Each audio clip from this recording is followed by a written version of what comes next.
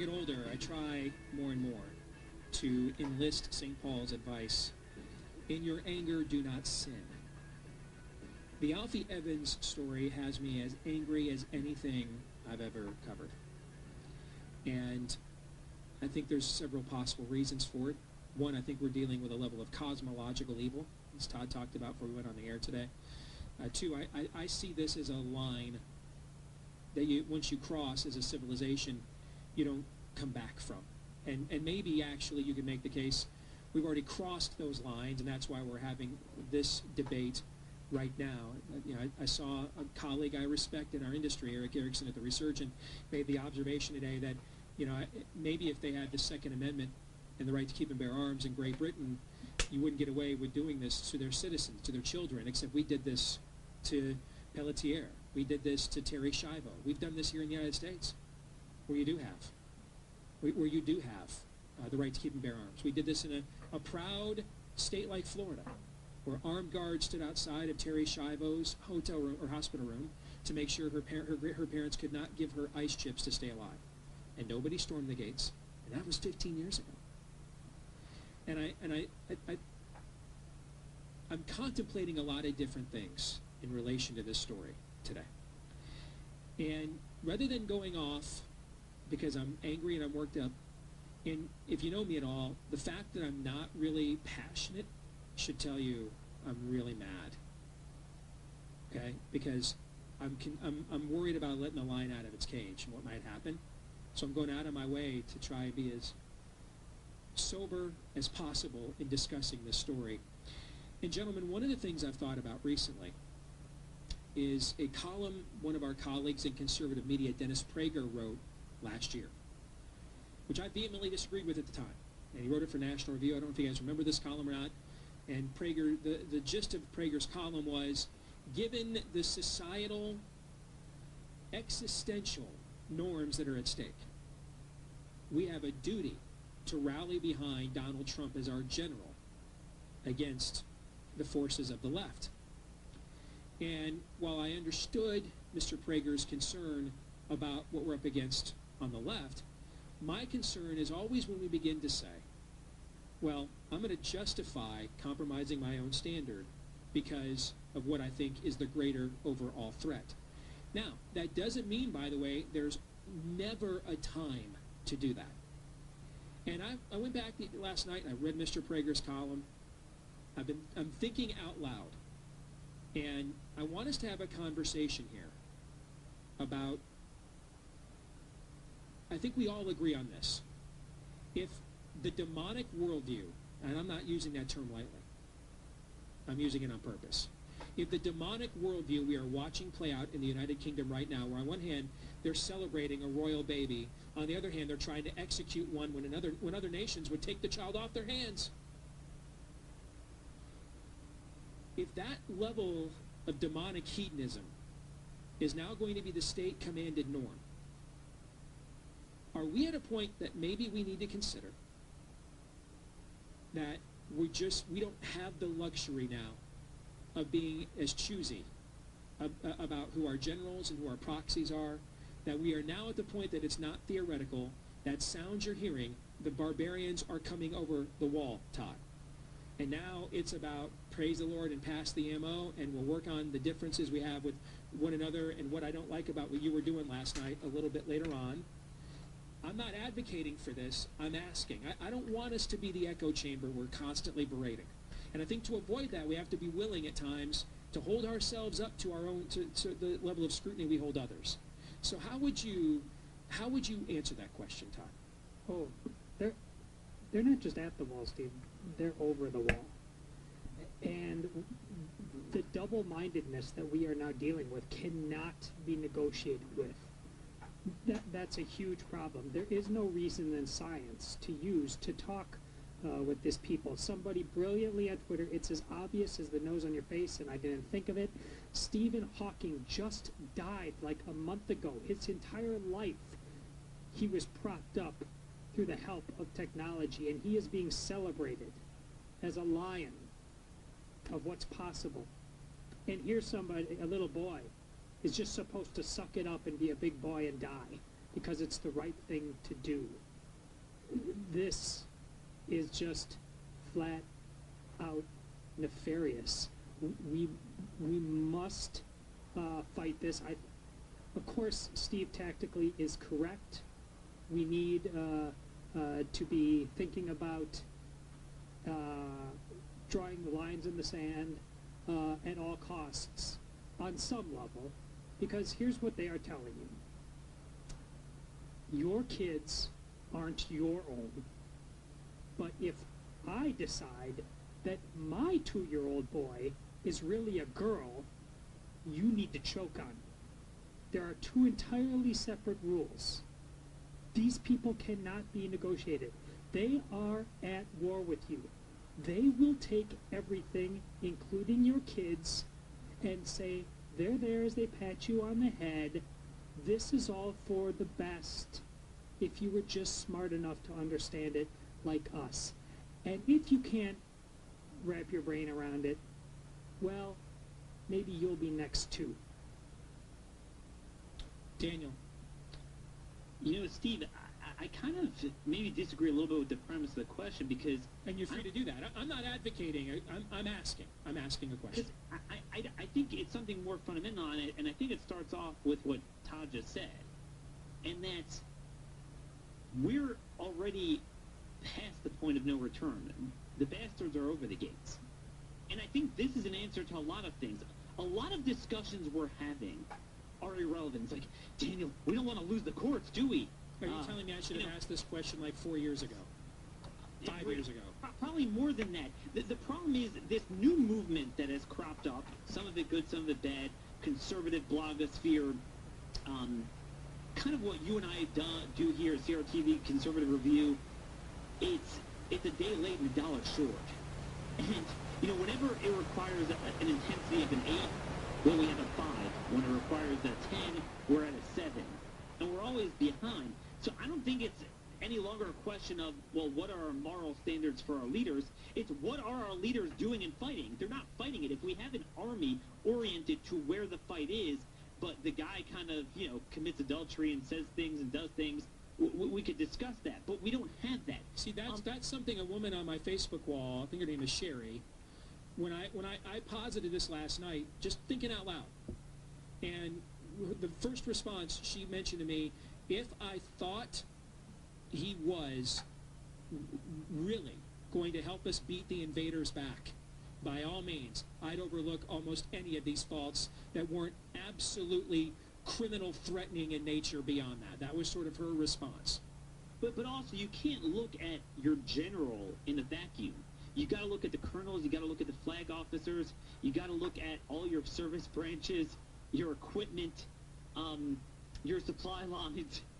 Everything is broken on our side and oriented towards scoring points for the other side. I mean, the purpose of having a conservative movement is to tell us that defecation on our leg, it's really just water. It's actually good for you. Let me just back it up specifically to what's going on here with the Alfie Evans situation. Europe is gone. Europe, the question is, what gets them first? Is it the paganism or is it Islam? Right. Or do they both gobble it up at the same time? Agreed. I mean, you're not going to save that civilization. As far as America's concerned, you might say, oh, wow, I'm sure as heck hope we don't have that on this side of the pond. Now, as you already said, we do have it. But I just put out an article on how we already have this for millions of people with pain medication. The government has now severely restricted pain medication in order to perpetuate a lie that the opioid crisis is due to prescription drugs and not open-border, sanctuary city-driven transnational cartels peddling illicit drugs, heroin and fentanyl, meth and cocaine. Okay? The two issues are the courts and healthcare. Those are the civilization issues, and they tie together. At this pace, if we don't change course, not if we merely block them from getting in, they're in already. We don't throw them out.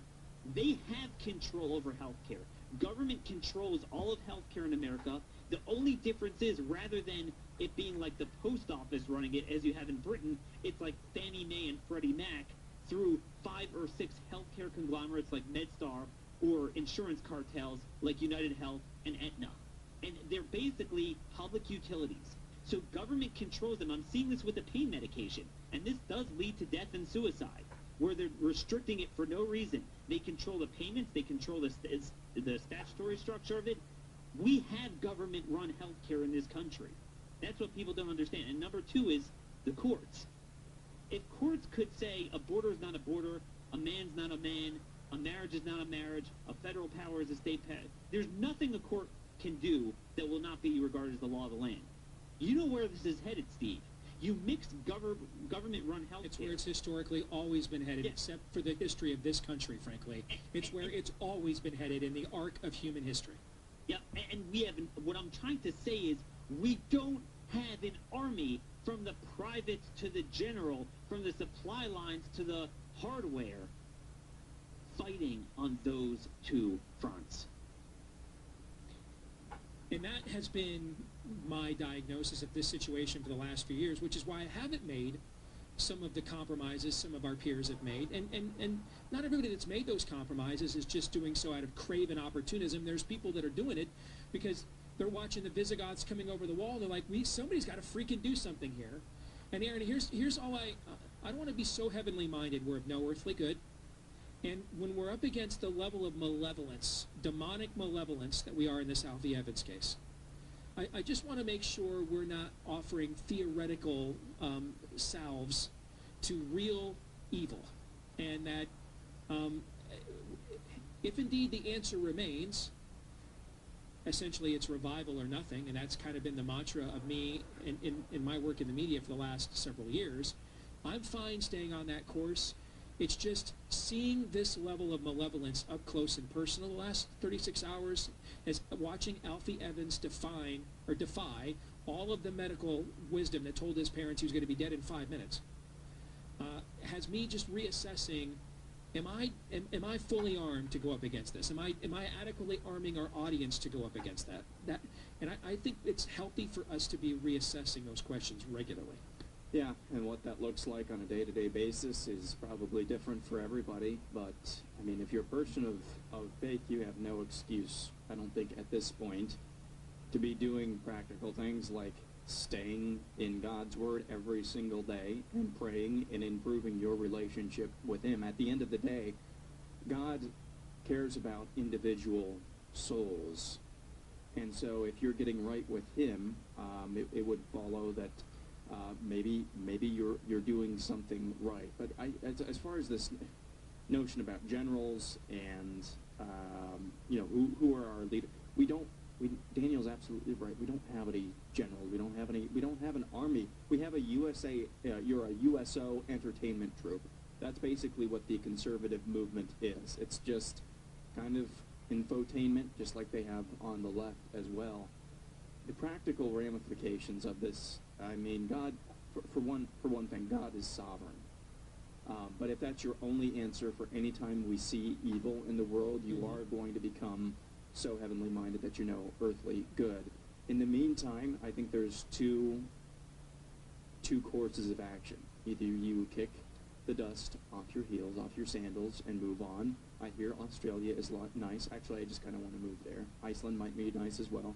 Literally moving to a different country. If it gets so bad, or if you see it heading the way that Europe is heading, maybe it's time for you to actually move. If you can make a legitimate case that your family will be in danger. The second one is just sticking it out and trying to fight as much as you can, whether that's in your own home or community or on a national scale as well. I think the problem that I have when I see these solutions is that there's no solution that we can just, we need to do that because it's completely out of our control. And really That's the most frustrating thing. And really quickly, just so Donald Trump, his specific personage, isn't clouding over this, I think what you're describing is the way, I don't know what I feel about him anymore, but the way I used to feel about Rudy Giuliani. Knew he was pro-choice, knew he wasn't with us, but when it came to being a prosecutor and dealing with criminality, and when it came to post-9/11 leadership and his views on terror, you just had to do.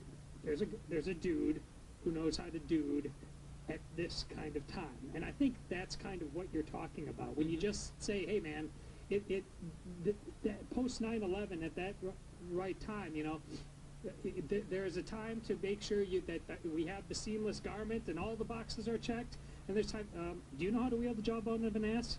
And for me personally, Which just basically was the point of Prager's column on Trump last year. correct. I just didn't want it to, because I'm just trying to pick a specific person that Right. isn't Trump to kind of show where you're talking, because I think anytime we talk about Trump in this light, we all go nuts a little bit. It helps to bring up other examples of other people where that applies to help make your point. It's a perfect one. Just to close this out, Daniel, as I said a few minutes ago, just to put a finer point on it, this is where we're no longer talking about the stuff people like you and I have in our careers been theoretically warning would happen if we opened up these pathways. If we went down these roads, this is where it will lead.